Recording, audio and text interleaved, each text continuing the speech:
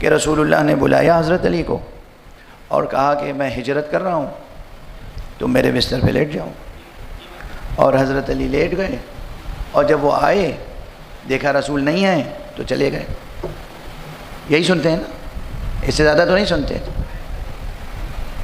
روایت تو میں پیش کر رہا ہوں، پہلے آپ اپنی عقل و درایت بتائیے. پہلے سے تمام مکے کے لوگوں کو معلوم تھا کہ محمد مصطفیٰ صلی اللہ علیہ وآلہ وسلم کی حمایت کرنے والا کوئی نہیں سوائے ایک کے، اور جس کا نام ہے علی.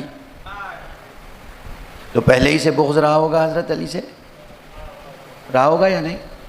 غصہ بھرا ہوگا سینے میں، غیظ و غضب، نفرت، غصہ. ارے جن کی اولادوں کے دلوں میں آج تک غصہ ہے، ان کے دلوں میں کتنا غصہ رہا ہوگا علی سے. ٹھیک ہے، واضح ہے نا اتنی سی بات. تو یہ لوگ آئیں گے تلاش میں پیغمبر کی، اور جب دیکھیں گے پیغمبر نہیں ہیں اور علی علیہ السلام ہے تنہا، تو ایسے ہی چلے جائیں گے. عقل میں آتی ہے بات. جیسے رسول کو قتل کرنا چاہتے تھے، وہ ان کی پوری کوشش ہوگی کہ علی کو قتل کر دیں، تاکہ جب محمد ملیں گے یہ جو ان کا سب سے بڑا حمایتی ہے اس کو تو ختم کر ہی دو. عام نفسیات کا تقاضا یہ ہے، عام سچویشن یہ واضح ہے. یہ تھوڑی کہ وہ حضرت علی ان پہ ہنس دیں گے، مسکرا دیں گے اور وہ چلے جائیں گے. چنانچہ حقیقت یہ نہیں ہے کہ اس دن کچھ نہیں ہوا، کوئی جنگ نہیں ہوئی، کوئی لڑائی نہیں ہوئی. تاریخ اسلام کی پہلی جنگ بدر ہے. نہیں، شب ہجرت پوری جنگ ہوئی ہے. یاد رکھیے، پہلی بار سن رہے ہیں جو لوگ شاید آسانی سے ہضم نہ کر پائیں. شب ہجرت پوری جنگ ہوئی ہے، اور اس دن جو فن جنگ دکھایا ہے علی نے، وہ یہ فن ہے کہ بھئی انہوں نے رات کا ایک وقت مقرر کیا کہ اس وقت ہم حملہ کریں گے. رسول نکل کے گئے ہیں. حضرت علی کو ان سب آنے والوں کو فوراً واپس نہیں کرنا ہے تاکہ یہ ڈھونڈ لیں، تلاش کر لیں. انہیں مشغول رکھنا ہے اتنی دیر.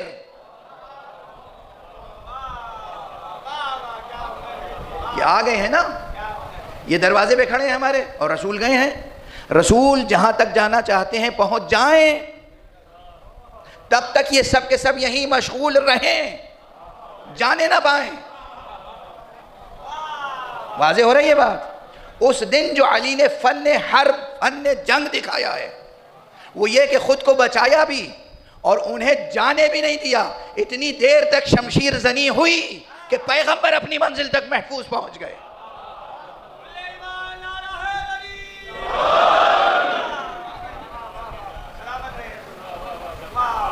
اتنا معاملہ تھوڑی تھا کہ وہ آئے، انہوں نے پوچھا محمد کہاں ہے، کہا محمد کو ہمارے سپرد کیا تھا، اور چلے گئے. اتنے شریف تھے کہ چلے جاتے،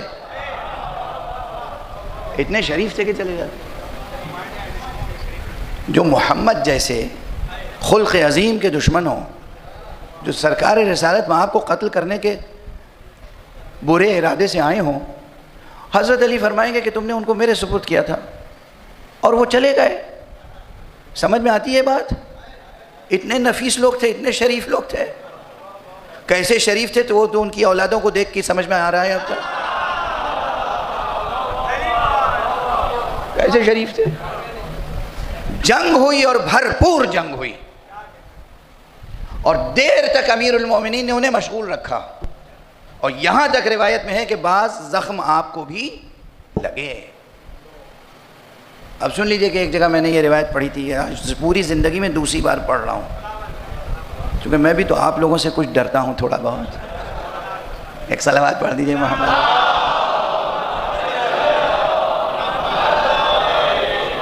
ایک اور صلوات پڑھیے.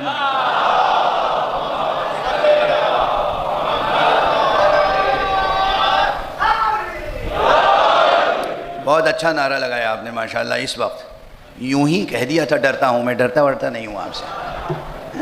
اس لیے کہا تھا کہ آپ لوگ ذرا سا چہرے پہ مسکراہٹوں کے گلاب کھل جائیں. تو ایک بار بہرحال میں نے پڑھا، اور اس کے بعد صاحب بڑے بڑے شاعر اور ادیب و خطیب اور سب آ گئے. مولا علی کی توہین کر دیا آپ نے. کیا توہین کی؟ کہ مولا علی کے لیے آپ نے کہہ دیا وہ زخمی ہو گئے تھے. کیسے ممکن ہے علی زخمی ہو جائیں؟ کیا تضاد ہے. 21 رمضان کو مولا زخمی نہیں ہوئے تھے؟ کیا جنگ احد میں مولا زخمی نہیں ہوئے تھے؟ کیا جنگ احد میں رسول اللہ زخمی نہیں ہوئے تھے؟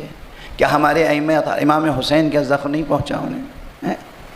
اس موقع کو آپ نے نہیں سنا ہے تو اس لیے آپ یقین نہیں کر رہے ہیں. بس آپ یہ سوچ رہے ہیں کہ علی اطمینان سے سو گئے.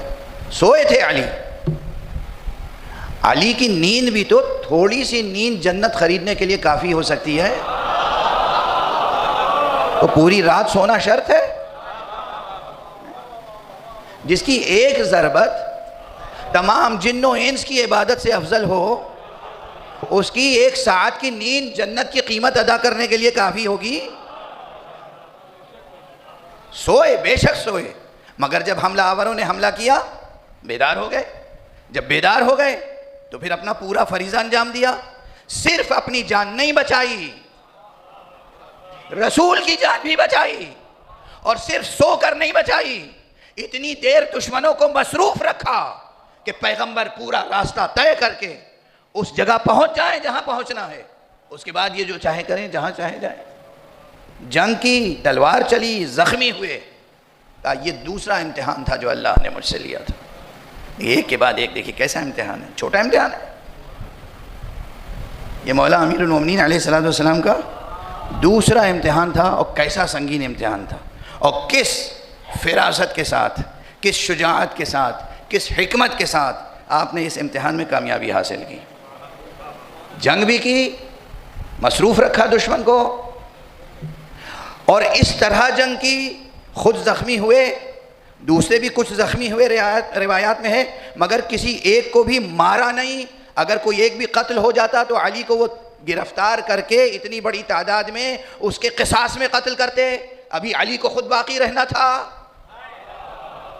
دیکھ رہے ہیں علی، وہ علی جو ایک ضربت میں ایک ایک کو ختم کر سکتے تھے، وہ برابر جنگ کر رہے ہیں، شمشیر زنی کر رہے ہیں، اور اس احتیاط سے کہ کوئی ان میں سے مرنے نہ پائے، کوئی ان میں سے جانے نہ پائے. صلوات پڑھ دیجئے محمد وآلہ محمد.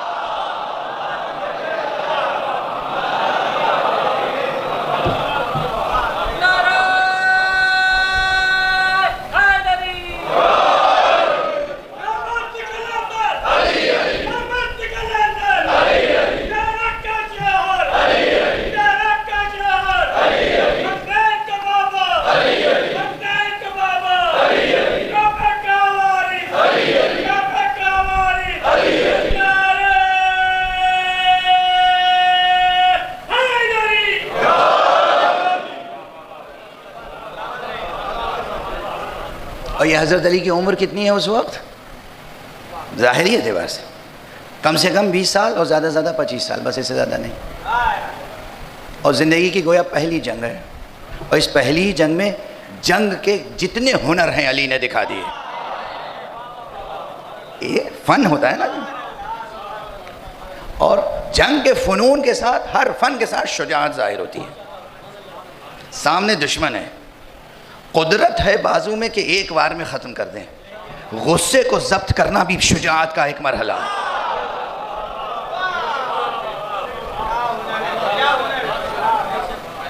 طاقت ہے، جوش ہے، موقع ہے، ہتھیار ہے ہاتھ میں. ضبط کر رہے ہیں غصہ، شجاعت کی پہلی منزل. جنگ کریں، اس کے آنے والے وار کو روک رہے ہیں، شجاعت کی دوسری منزل. اس ہنر سے روک رہے ہیں کہ یہ تلوار چھٹک نہ جائے اس کی ہاتھ سے. اس ہنر سے روک رہے ہیں کہ یہ بھاگنے نہ پائے، واپس نہ جانے پائے، موجود رہے میدان میں. یعنی کس طرح سے جنگ کی ہوگی علی نے، اس کی تصویر سوائے کسی آسمانی صحیفے کے اور کوئی کھینچ نہیں سکتا. صلوات پڑھ دیں محمد و آلہ.